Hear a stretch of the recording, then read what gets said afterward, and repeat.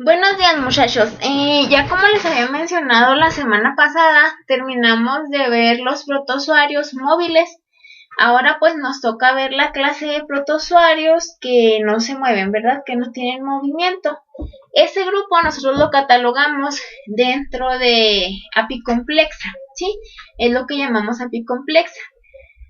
Primero vamos a hablar sobre algunas generalidades que tienen estos protozoarios y luego vamos a ver cuáles son los protozoarios que vamos a abordar que tienen pues mayor importancia en animales domésticos, ¿sí? O en especies zootécnicas.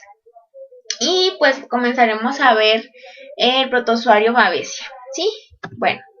Primero, pues tenemos que los parásitos que pertenecen al grupo de apicomplexa son endoparásitos que afectan animales.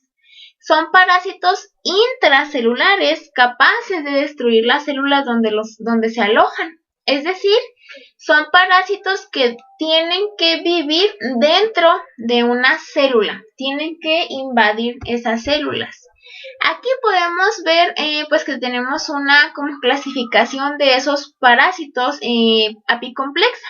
Los podemos dividir en hemosporidios y en coccidias, ¿sí? Dentro de los hemosporidios pues hemos catalogado aquellos que dañan eritrocitos y provocan anemia. Son transmitidos por artrópodos chupadores de sangre, por ejemplo por Ixodes spp, que son pues garrapatas, ¿sí?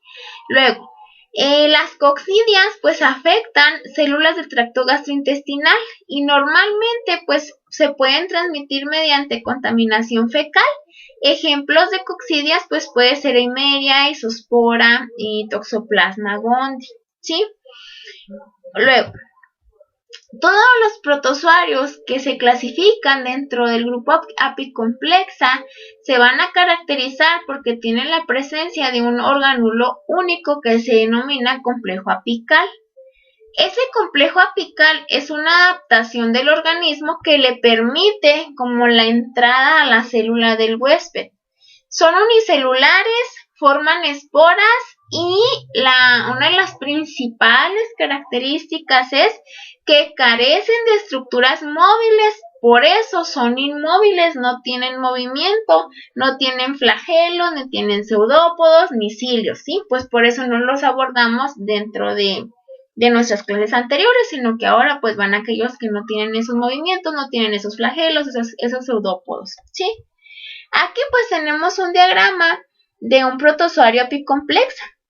Vemos que esto de aquí como que el piquito que tiene es su región apical.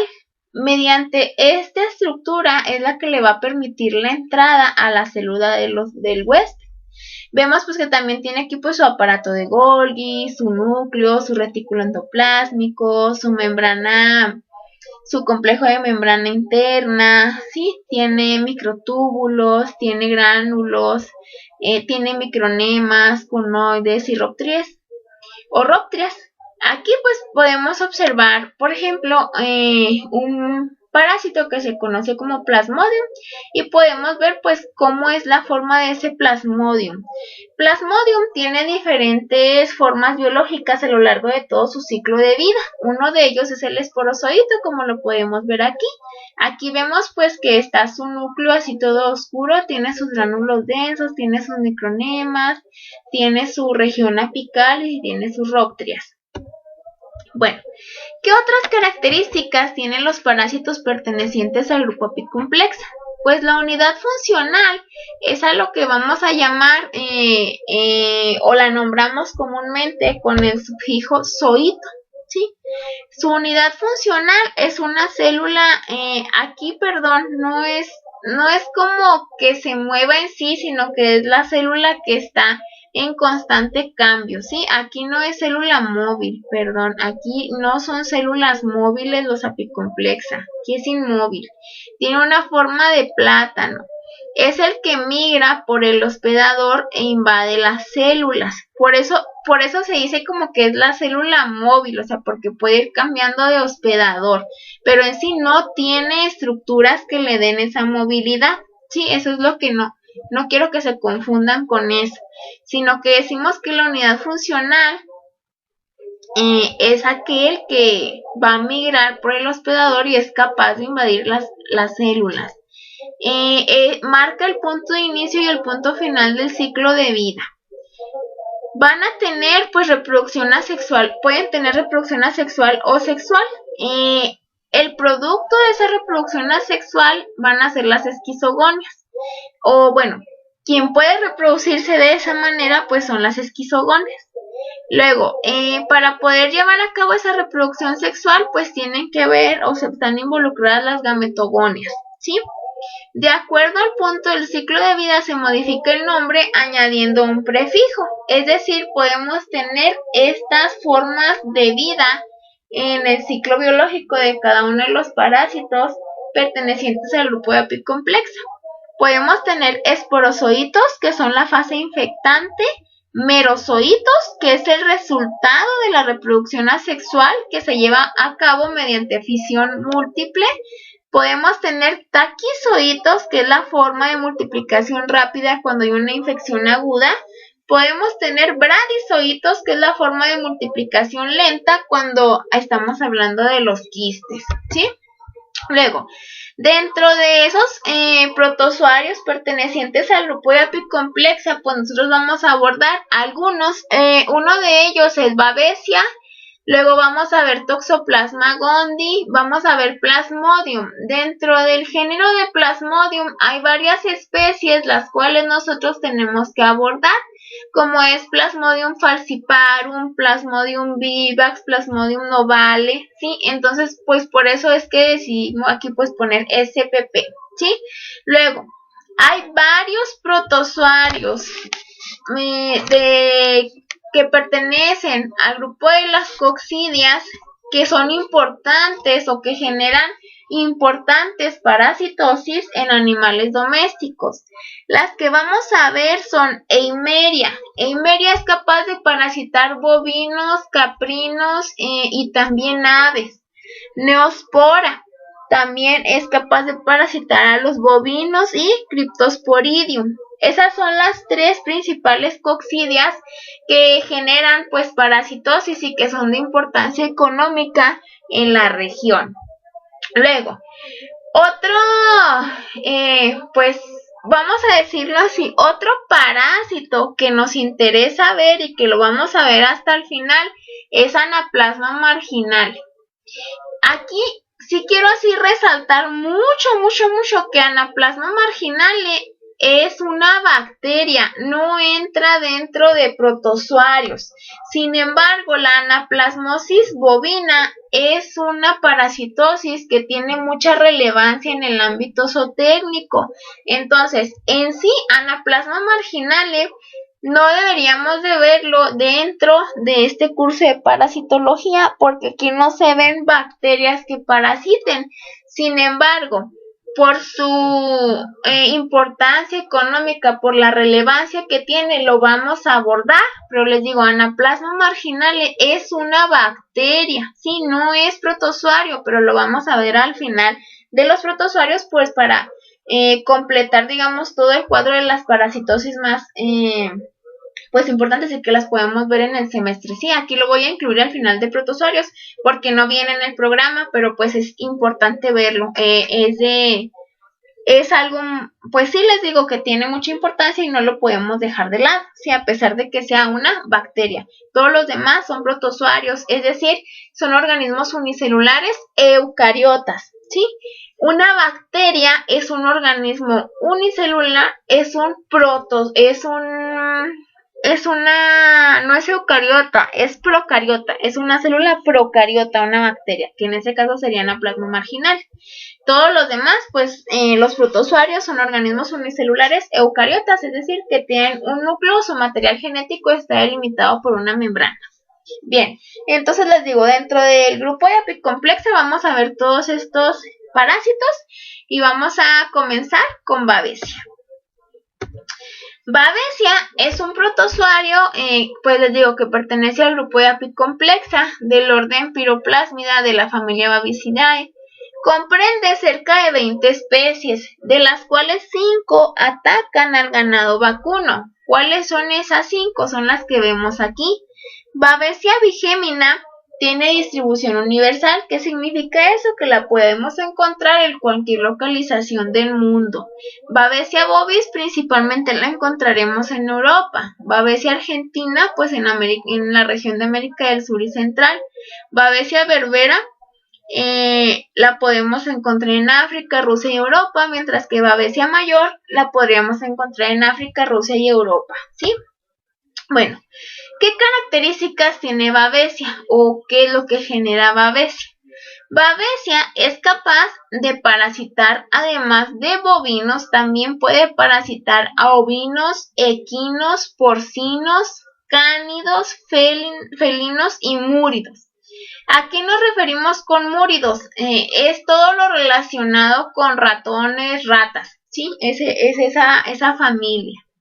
Luego, Babesia tiene apariencia piriforme. Ya habíamos mencionado que apariencia piriforme nos referíamos a que tiene forma de pera. Apigmentada, o sea, no tiene coloración, redondeada u oval dentro de los glóbulos rojos o hematíes y se divide en 2 o 4 merozoitos. ¿Qué significa esto?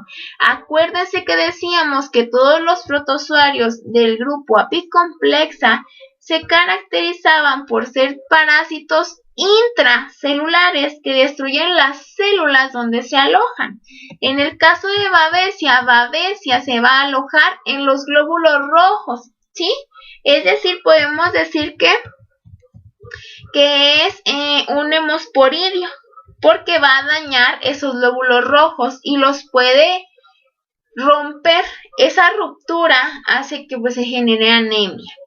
Principalmente es capaz de parasitar glóbulos rojos, que son esos hematíes, pero también puede llegar a invadir linfocitos, histocitos y eritroblastos, es decir, puede llegar a invadir otras células. Esta Babesia va a ser transmitida por las garrapatas de los géneros Bophyllus e Ixodes. ¿Qué significa eso? Que las garrapatas van a actuar como un vector, las cuales al momento de estar en contacto con los animales, pues van a poder transmitirles este parásito. Infecta a los ovarios de las garrapatas y produce la transmisión transovárica hacia los huevos. Esa es una de las características principales en la babesiosis, ¿sí? En esta parasitosis. Babesia en los animales va a derivar la enfermedad en destrucción por hemólisis de los glóbulos rojos con hemoglobinuria y fiebre hematúrica. ¿Qué significa eso? Todo el cuadro clínico que se genera por infección por Babesia pues deriva de la destrucción de los glóbulos rojos. Como Babesia se va a alojar principalmente en glóbulos rojos, cuando infecta todo el glóbulo rojo lo destruye. Esa destrucción de glóbulos rojos trae ciertas consecuencias, trae ciertos signos en el animal, como puede ser anemia porque hay disminución de la cantidad de hemoglobina. Puede ser también hemoglobinuria. ¿Qué significa eso? Que hay orina con residuos de hemoglobina. Fiebre hematúrica. Todo lo que suceda es consecuencia de esa destrucción de esos glóbulos rojos. Hemólisis es lisis de glóbulos rojos. Eso es la palabra hemólisis, es lo que nos está indicando. El parásito, es decir, Babesia, destruye el glóbulo rojo y la hemoglobina se libera. Esa hemoglobina liberada se va a convertir en pigmento biliar, cuyo excedente se va a depositar en los tejidos. Si el hígado no es capaz de utilizar toda la hemoglobina liberada, se produce hemoglobinuria. A este signo se le debe el nombre de la enfermedad en el ganado, que en ocasiones le llaman a la babesiosis fiebre de aguas rojas, pues porque la orina va manchada, contiene sangre y se ve roja. Fiebre de Texas, porque las garrapatas del género Bophyllus ixodes pues son, vamos a decirlo así, endémicas de esa región. Tristeza y fiebre por garrapatas, es decir, pueden tener ese aumento de temperatura Y pues obviamente van a estar también parasitadas por garrapatas, que son las que le van a contagiar esa babesia, ¿no? Entonces digamos que los nombres comunes de babesiosis, de la parasitosis causada por babesia, es fiebre de aguas rojas, fiebre de Texas, tristeza y fiebre por garrapatas. En los animales, el periodo de incubación por babesia oscila entre 8 y 15 días. La enfermedad comienza con un alza de la temperatura. Puede llegar hasta 41 grados centígrados y persiste por alrededor de una semana. Aquí, si se fijan, el periodo de incubación va de entre 8 y 15 días. Por eso, cuando recién hay adquisición de nuevos animales para un sistema de producción, pues lo que se tiene que hacer es dejar en cuarentena esos animales antes de mezclarlos o antes de que convivan, de introducirlos con los animales que ya están en el sistema de producción, pues para evitar este tipo de, pues vamos a decirlo así, de contaminaciones microbiológicas, ¿no? Los animales infectados pierden el apetito y se mueven con dificultad. La hemólisis evoluciona con rapidez y en pocos días se pueden destruir hasta el 75% de los glóbulos rojos. La muerte se produce en unos días, entre 4 y 8 días, pues si no se atiende a tiempo y si pues se deja evolucionar la parasitosis. La tasa de mortalidad es elevada en en animales adultos no tratados y varía entre 40 y 90%. Los bovinos jóvenes rara vez se enferman de gravedad, presentan infecciones atenuadas o clínicas o inaparentes. Nosotros es así como pudiéramos detectar la babesiosis. La babesiosis, obviamente, si sabemos que lo que se va a infectar son glóbulos rojos, la muestra que yo tendré que procesar es una muestra de sangre periférica. Es decir, yo voy a sangrar al animal, una gotita de ese sangrado lo voy a poner sobre un portaobjetos, hago un extendido como se veía en uno de los videos que les puse ahí en la plataforma en un principio, en una de las sesiones de laboratorio. Entonces se hace el extendido y luego se hace la tinción de ese extendido para finalmente verlo al microscopio bajo el objetivo de 100x. Y lo que nosotros vamos a poder observar son esos glóbulos rojos como se ven aquí. Pero si se fijan, dentro de esos glóbulos rojos hay como anillitos que va a ser la babesia. Y también hay como 2 gotitas que son los merozoitos, como se puede ver aquí. Sí, aquí vemos pues que en este caso es una muestra de sangre periférica de bovino, sangre periférica de caballo. Entonces aquí pues estamos identificando babesia caballo y aquí babesia bovis. ¿Sí? Bueno, ¿cuál es el ciclo de vida de babesia? En este caso, pues bueno, vamos a estar hablando de babesiosis en bovinos. Aquí nosotros podemos ver que la infección va a comenzar cuando una garrapata va a succionar sangre de un bovino y en esa succión, en lo que está su saliva en contacto con la sangre, en la saliva va a introducir esporozoitos hacia el huésped. Entonces la fase infectante de babesia son los esporozoitos.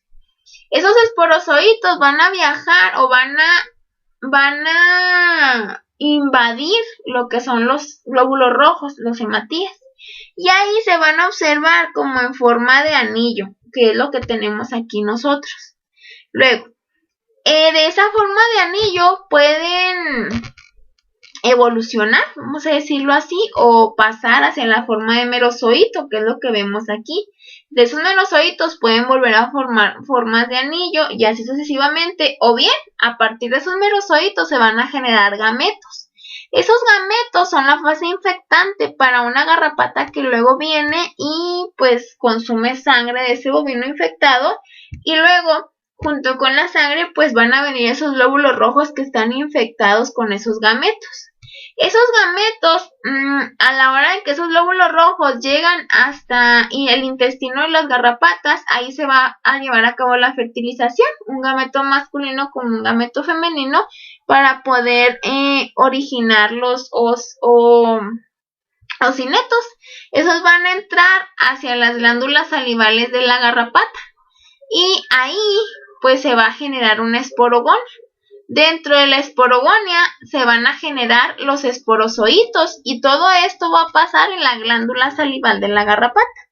Entonces, esos esporozoitos, una vez que salen de la esporogonia, están dentro de la glándula salival, y esa garrapata, al momento de que pues succiona sangre de otra vaca, pues la puede infectar, ¿no? Por esos esporozoitos que le va a introducir.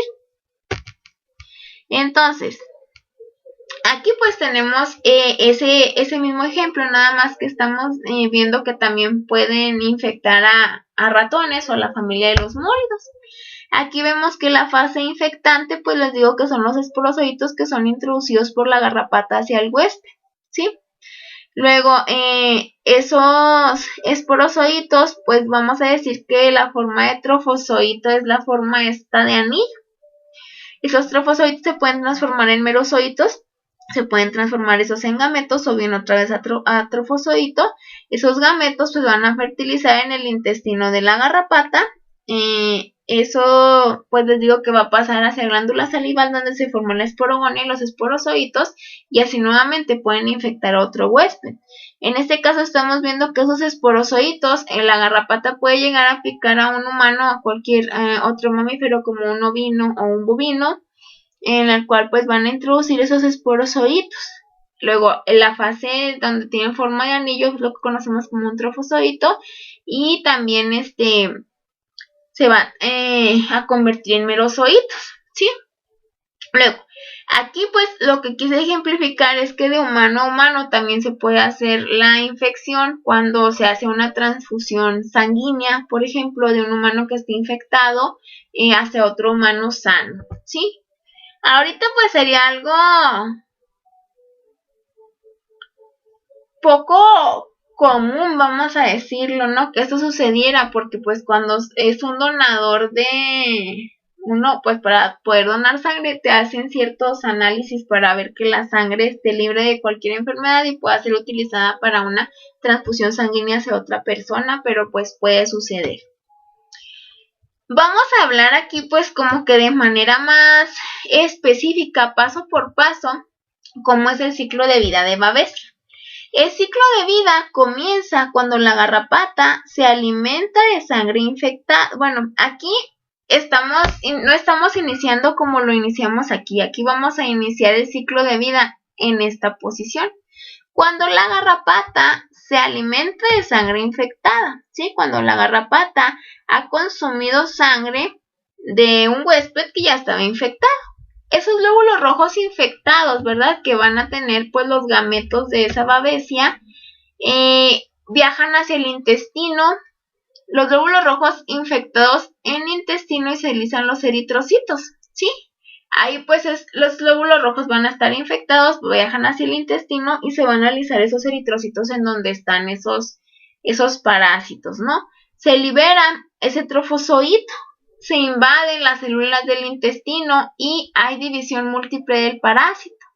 Se forman merozoitos, se liberan los hay lisis, en los enterocitos. Un enterocito es una célula del intestino, ¿sí? Entonces, hay lisis de esos enterocitos y liberación de esos merozoitos. Luego, esos merozoitos van a migrar por la hemolinfa de la garrapata. Van a invadir los túbulos de Malpighi. Esos merozoitos van a llegar a los ovarios y van a invadir los huevos de las garrapatas. Por división múltiple se van a formar merozoitos. Los merozoitos van a penetrar a las células del epitelio intestinal y se va a desarrollar la larva. Por división múltiple se van a formar merozoitos y se van a romper células epiteliales. Esos merozoitos van a migrar hacia las glándulas salivales, donde se desarrolla la fase de ninfa del parásito. Hay división múltiple y formación de trofozoito. La garrapata muerde a otro huésped y los trofozoitos de babesia infectan a los eritrocitos.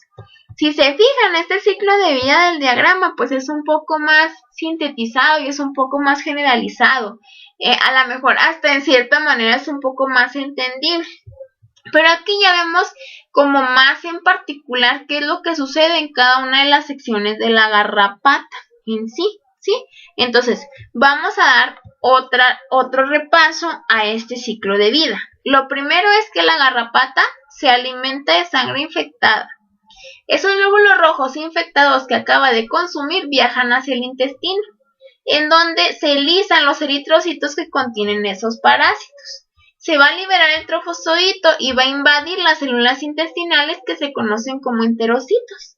Va a multiplicarse el parásito en esos enterocitos, se forman los merozoitos. Entonces ya cuando hay muchos parásitos dentro de un enterocito, ese enterocito se lisa, se revienta y va a liberar los merozoitos, ¿sí? Esos merozoitos van a viajar por la hemolinfa de la garrapata.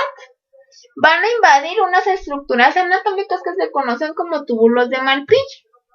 Esos túbulos de Malpighi, pues por ahí van los merozoitos, ¿no? Entonces los merozoitos van a llegar hasta los ovarios, donde van a invadir a los huevos de la garrapata. Es por eso que decíamos que se daba la infección transovárica en la garrapata. Por división múltiple se van a volver a formar más merozoitos. Los merozoitos van a penetrar nuevamente las células del epitelio intestinal y se va a desarrollar una larva. Por división múltiple se van a formar otra vez merozoitos y se van a romper esas células epiteliales. Los merozoitos van a migrar a las glándulas salivales de la garrapata, donde se va a desarrollar la fase de ninfa de la babesia. Se van a dividir nuevamente esos merozoitos y se va a formar otra vez el trofozoito, y así la garrapata puede morder a otro huésped y los trofozoitos de babesia van a infectar a los eritrocitos de ese nuevo huésped que no estaban infectados, ¿sí? ¿Qué garrapatas son las que pueden transmitir la babesia? En general son las garrapatas del género Ixodes y Bófilos. En específico, las garrapatas que transmiten babesia bigémina son Bófilus annulatus, Bófilus microplus, Bófilus australis, Bófilus calcaratus y Bófilus decoloratus. Las que pueden transmitir babesia bovis son Ixodes ricinus, Ixodes persulcatus, Bófilus australis, Rhipicephalus bursa, ¿sí?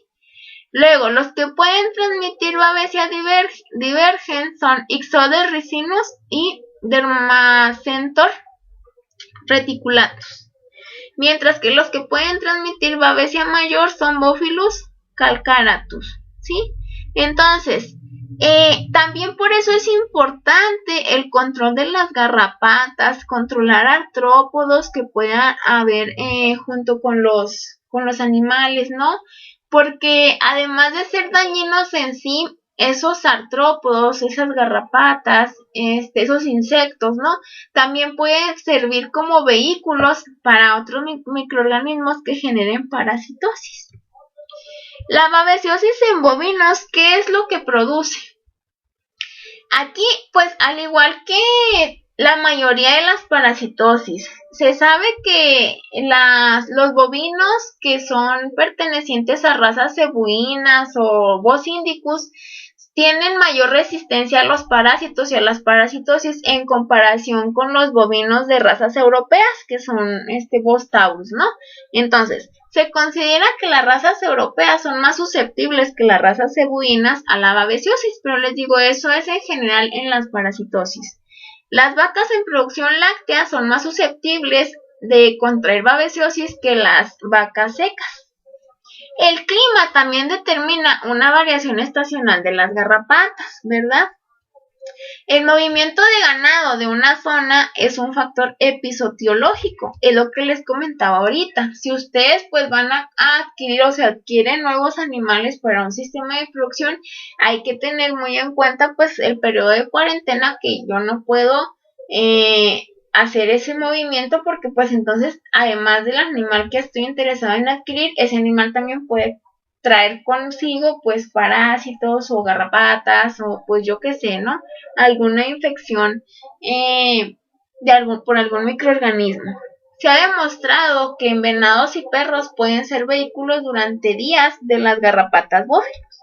Aquí es importante, yo no estoy diciendo que, o sea, que babesiosis sean esos vehículos, los venados y los perros, pero sí de las garrapatas, que las garrapatas pues van a ser las que transmitan este parásito, ¿no? Viento y lluvia pueden dispersar garrapatas, sobre todo en su fase de huevo larva. También aquí, pues bueno, para poder abordar todo sobre la babesiosis, pues es necesario ver el ciclo de vida de las garrapatas, ¿sí? Ese lo vamos a ver pues ya cuando veamos o vayamos en la sección de artrópodos. Luego, las garrapatas del género Anocenter, Dermacentor y Rhipicephalus, así como Yaloma, son capaces de transmitir Babesia cavalli y Babesia equi en equinos. Sí, nosotros ahorita pues estábamos hablando de principalmente babesiosis en bovinos, que es lo que pues más tenemos en cuenta o vemos que han sido pues más relevante, ¿no? Pero también se puede producir babesiosis en equinos. Entonces, por esta clase, hasta aquí dejamos la clase con el tema de babesiosis. Ya mañana vamos a continuar con otro tema, ¿sí? Entonces, por favor repasen pues todo lo que hemos visto, porque les digo, si hemos visto pues algunos temas o hemos visto pues ya bastantes parásitos y no quiero que se confundan unos con otros. Es necesario que pues lo estén repasando día con día, ¿no? Son términos nuevos y pues se tienen que ir relacionando con ellos. Espero que con sus casos clínicos vayan bien. Les digo, el viernes los revisaremos y pues cualquier cosa estamos en contacto por la plataforma o por el correo. Espero que tengan una bonita tarde y pues por la clase de hoy eso sería todo, muchachos. Nos vemos.